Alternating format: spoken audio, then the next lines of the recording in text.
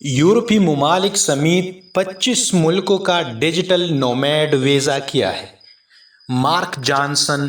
BBC features. متحدہ عرب امارات سمیت 25 سے زیادہ ممالک نے ڈیجیٹل نومیڈ یعنی ڈیجیٹل خانہ بدوش ملازمین کے لیے نئی انداز کے ویزا پروگراموں کا اجرا کر دیا ہے تاکہ یہ اپنے وطن سے دور خانہ بدوش اپنے آبائی ملک کی بجائے کسی تیسرے ملک میں زیادہ آزادی اور عرصے کے لیے قانونی طور پر کام کر سکے۔ دبئی کا تصور کرتے ہی آپ چمکدار فلک بوس عمارتوں، انسانوں کے بنائے ہوئے جزیروں اور وسیع اور عریض رقبے پر پھیلی ہوئی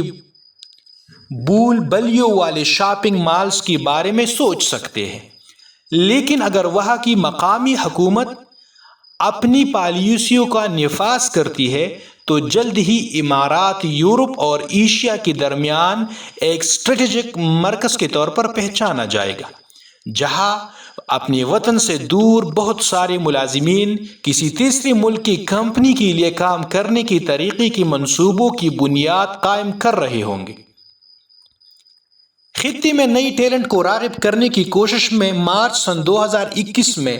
متحدہ عرب امارات نے دور دراز ممالک سے آنے والے کارکنوں کے لیے 1 سال کی رہائشی اجازت نامے ریزیڈنسی پرمٹ کا اجرا کیا تھا۔ یہ ویزا ریزیڈنسی پرمٹ غیر ملکی پیشہ ور افراد جیسا کہ مونٹریال سے تعلق رکھنے والی 31 سالہ سافٹ ویئر انجینئر جولین ٹریمبلے ہے کو بیرونی ملک آجروں کے لیے کام جاری رکھتے ہوئے دبئی میں رہنے کی اجازت دیتا ہے۔ یہ نئی آنے والوں کو رہائش، شناختی کارڈ اور زیادہ تر عوامی خدمات تک رسائی بھی فراہم کرتا ہے۔ مثال کے طور پر جولین ٹریمبلے قانونی طور پر کرائے پر کوئی ایک رہائش حاصل کر سکتے ہیں یا یہاں تک کہ ایک بینک اکاؤنٹ بھی کھول سکتے ہیں، اور ان سہولتوں کے باوجود وہ مقامی انکم ٹیکس کی ادائیگی سے مستثنیٰ ہوں گے۔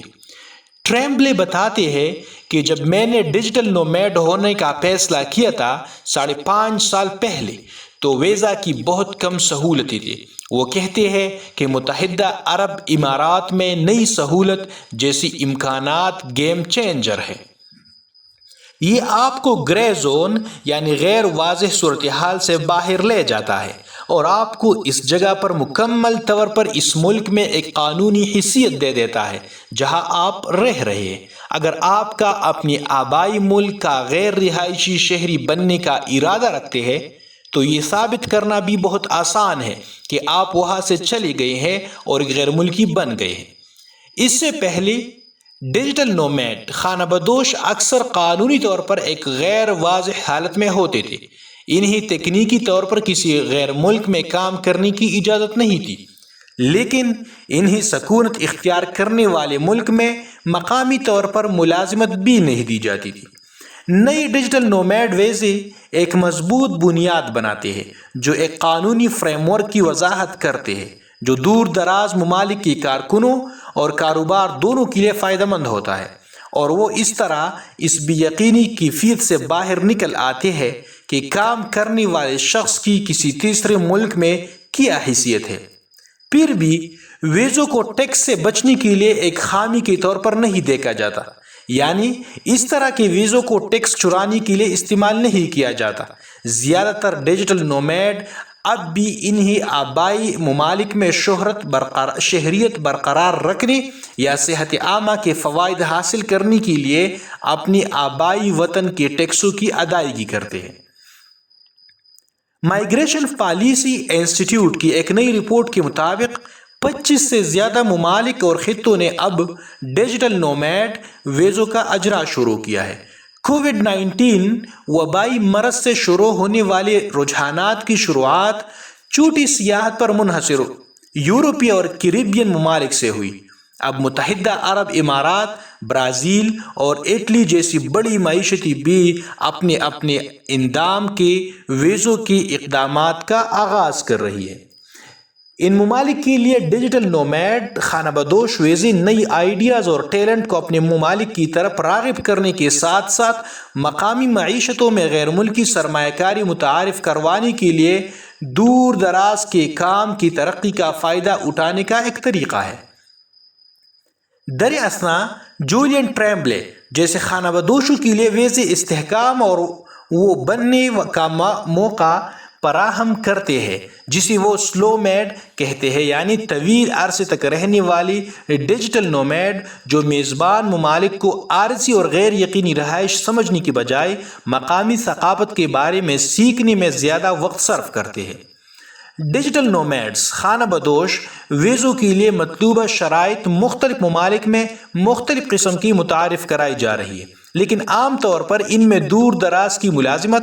سفری انشورنس اور کم از کم ماہانہ آمدنی کا ثبوت شامل ہوتا ہے۔ یہ سب یقینی بنانے کے لیے ویزا رکھنے والی مقامی ملازمت حاصل کی بغیر اپنی آمدن کی بل بوتے پر رہ سکتے ہیں۔ مؤخر الذکر متحدہ عرب امارات میں ماہانہ $5000 سے، مالٹا میں $2770 یا برازیل میں $1500 تک کی آمدن مطلوبہ شرط ہے۔ درخواست دینے کے لیے فیس بھی ہے، یہ فیس $200 سے $2000 کے درمیان ہے، جبکہ ویزے کے لحاظ سے قیام کی مدت 6 ماہ سے 2 سال تک ہے۔ کچھ درخواست دہندگان اس رقم کو مراعات کے ذریعے واپس حاصل کر سکتے ہیں۔ مثال کے طور پر ارجنٹائن ایسا ملک ہے جو ڈیجیٹل نومیڈ خانہ بدوشوں کو رہائش، کام کرنے کی جگہوں اور ارجنٹائن ایئر لائنز کی داخلی پروازوں پر اپنی نئی ویزا کے مطابق کم شرحوں پر ٹکٹیں فروخت کرنے کا ارادہ رکھتا ہے۔ اٹلی کی سیاسی جماعت 5 اسٹار موومنٹ کی ایک پارلیمنٹ کے رکن لوکا کارابیٹا کا کہنا ہے کہ اٹلی دوسرے ڈیجیٹل نومیڈز ویزوں کی بہترین عناصر کو یکجا کر رہا ہے تاکہ وہ اپنی مطلوبہ شرائط خود سے مرتب کر سکے، جس کا ان کے بقول ستمبر تک اجرا شروع ہو جائے گا۔ ویزا کے اہم چیمپئنز میں سے ایک ہوتے ہوئے وہ توقع کرتا ہے کہ یہ اپنے